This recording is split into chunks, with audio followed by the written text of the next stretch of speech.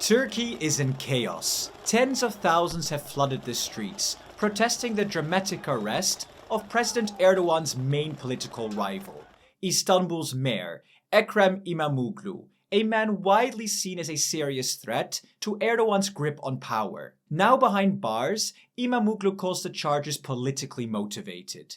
And his supporters agree, warning that Turkey is sliding deeper into authoritarianism. The government insists the judiciary is acting independently, but many aren't buying it. On Sunday night, riot police clashed with demonstrators, firing tear gas and rubber bullets in the most explosive unrest the country has seen in over a decade. So what's going on? What will happen next? And how could this reshape Turkey's future, not just at home, but within Europe? Let's break it all down in this video. President Erdogan has ruled Turkey virtually unopposed for 23 years. He leads the AKP, the Justice Development Party, a conservative Islamist-rooted party that rose to power promising economic growth and political stability. But Erdogan has faced growing criticism over the years, accused of silencing dissent, undermining judicial independence, and tightening his grip on the media. Then, in March 2019, he suffered a major political blow. For the first time in decades, his party lost control of Istanbul, Turkey's largest and most influential city. The man who defeated him? Ekrem İmamoğlu, a rising star from the CHP, the Republican People's Party, a secular center-left party, and the main opposition force in the country. As the two dominant forces in Turkish politics, it's no surprise that Erdogan's AKP and İmamoğlu's CHP are bitter rivals. In 2022, İmamoğlu was sentenced to over 2 years in prison and slapped with a political ban for allegedly insulting election officials. He's been appealing the verdict, which has allowed him to stay in office. By early 2023, hypothetical polls showed İmamoğlu as one of the few opposition figures who could beat Erdogan for president in a direct matchup. But before he could even be considered as a presidential candidate, legal pressure and the threat of disqualification led the CHP to choose another candidate, who ultimately lost. Many accused Erdogan and his allies of using the courts to sideline their most popular opponent without needing to face him at the ballot box. And that brings us to 2025, where things took a dramatic turn. On March 23rd, the CHP was set to elect its presidential candidate, and this time İmamoğlu was widely expected to win the nomination. But just 1 week before that vote, controversy erupted. On March the 18th, Istanbul University abruptly revoked İmamoğlu's degree, alleging it had been fraudulently obtained. Under the Turkish constitution, a university degree is a prerequisite to run for president, making this a direct hit to his candidacy. Then on March the 19th, just 1 day after tensions peaked, things escalated even further. İmamoğlu was detained by Turkish authorities, accused of corruption and alleged links to terrorism. As part of the investigation, police arrested over 100 people, including politicians, journalists, and prominent businessmen. Then, by Sunday, the courts formally arrested İmamoğlu, ordering him to be jailed, pending trial on corruption charges.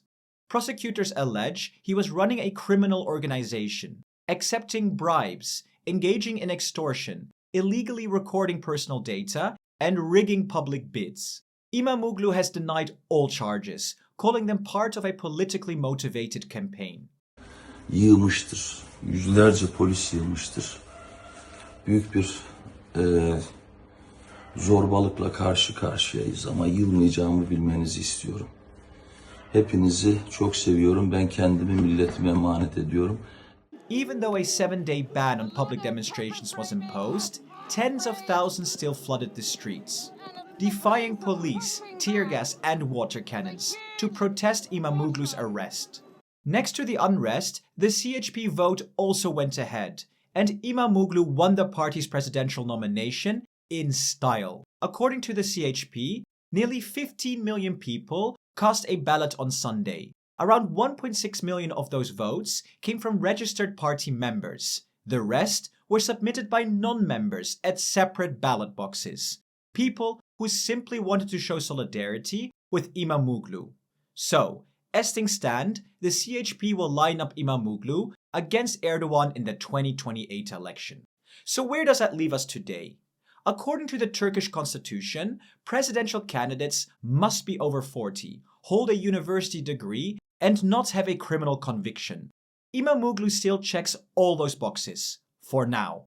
As for the diploma controversy, Turkey's Higher Education Council found that Imamuoglu's transfer from Girne American University in northern Cyprus to Istanbul University in 1990 did not follow proper procedure. In response, Istanbul University cancelled the diplomas of 28 students, including Imamuoglu's, citing absences and administrative error. Imamuoglu's legal team disputes this and is appealing the decision, potentially all the way to Turkey's Constitutional Court and the European Court of Human Rights. As for the criminal charges, his arrest alone doesn't disqualify him. Unless he's convicted and handed a political ban, he remains eligible to run, and you can bet that his legal team will fight every step of the way. And as for being over 40, well, that's one qualification he can definitely prove. Unless, of course, there's a sudden birth certificate scandal. But if he's disqualified, the CHP will need a plan B. And the most likely next contender to challenge Erdogan? Mansur Yavaş, the mayor of Ankara. He's the second most popular opposition figure after Imamuoglu, known for his calm, no-nonsense approach and strong backing in central Turkey.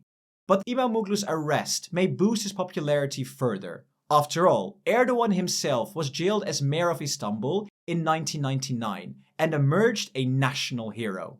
History could be repeating itself.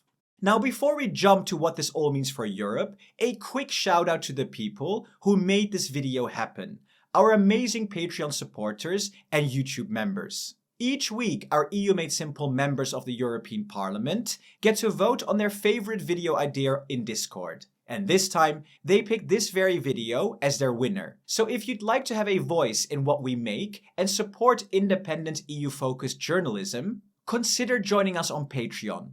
Your support truly means the world to us. Thank you.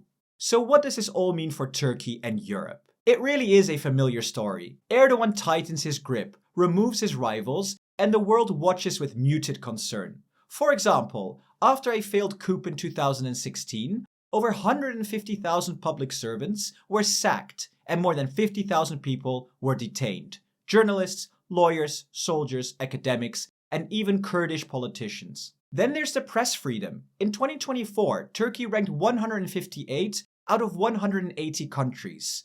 Over 85% of national media is under government control, and 77 journalists have been convicted of insulting the president. And democracy? Well, on the Economist 2024 Democracy Index, Turkey scores 4.24 out of 10, barely above the threshold of 4 for autocracy. In the past, Europe would have protested loudly, but now, silence. Why, you ask? Because now, more than ever, Europe needs Turkey. From its refugee deal with Ankara to hopes for expanded security cooperation, Turkey has become a key player the EU cannot afford to alienate. Add to that a White House with little appetite for challenging authoritarian allies, and you start to see the bigger picture. Within NATO, Turkey commands the second largest military after the US. Its 350,000 strong battle-tested army is a major asset, and its control over the Bosphorus Strait, which it closed to Russian warships after the Ukraine invasion, gives Ankara serious strategic leverage. Leverage that Europe, whether admits it or not, may one day direly need. Also, in a future peace scenario, Turkey could play a key role in EU-led peacekeeping efforts in Ukraine, a role it has already signaled it is willing to take on. And then there's defense tech. The Turkish-made Bayraktar TB2 drone, used effectively in both Ukraine and Azerbaijan, is now widely purchased across Europe, which is part of a broader shift towards cost-effective, combat-proven hardware coming out of Turkey's fast-growing arms industry. Turkey now tops the list of countries the European Commission hopes to collaborate with more closely on defense.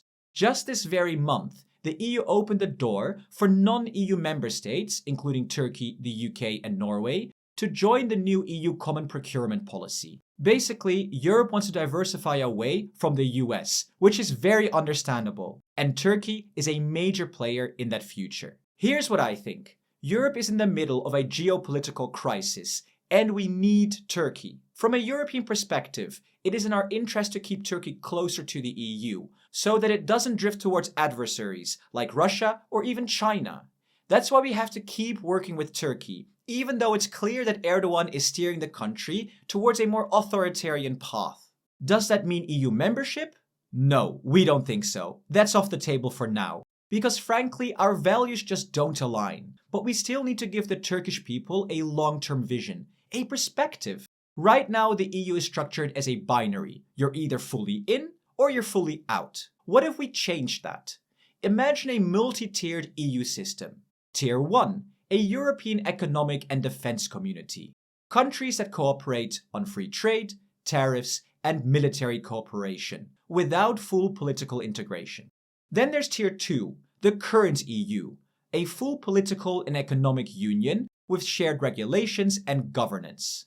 And then we could have a Tier 3, a deeper federal model, where member states align foreign policies into one, and unanimity is replaced with majority decision-making. Now, the countries I've chosen for this tier are just examples, so please don't flame me in the comments. And countries could move between these tiers based on their values, goals, and readiness. Right now, Tier 1 would be the ideal place for Turkey. And over time, with political change in Ankara, Tier 2 could become a real possibility. But we've got a whole video coming soon exploring this multi-tiered European Union in depth. So if that interests you, make sure to subscribe. In the meantime, check out this video here. It dives into what a Tier 3 European Union could actually look like. And to support us further, consider joining us on Patreon and vote on video ideas every week. And thank you so much to our presidents, Jeanette, Jan, Kristin, Peter, AGBD, BJ, Unite Europe, Stefan, and Mr. Probot.